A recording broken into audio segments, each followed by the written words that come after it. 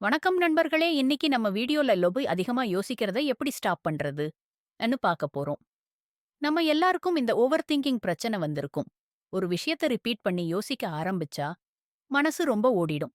அதுக்கு சில super tips சொல்லப் போறேன். வாங்க வீடியோக்குள்ள போகலாம்.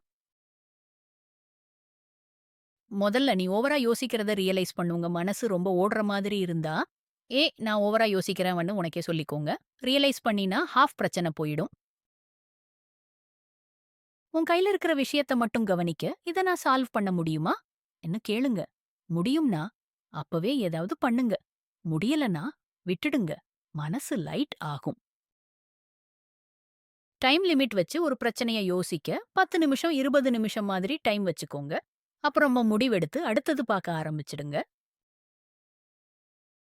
உங்களுக்கு புடிச்ச வேலையில பிஸி ஆகிடுங்க. பாடல் கேளுங்க, சினிமா பாருங்க, ஃப்ரெண்ட்ஸோட டைம் ஸ்பெண்ட் பண்ணுங்க. மனசு வேற பக்கம் போயிடும். நெகட்டிவ் யோசனைய சவால் பண்ணுங்க. இது ரியலா நடக்கும் வாய்ப்பு இருக்கா? ன்னு கேளுங்க.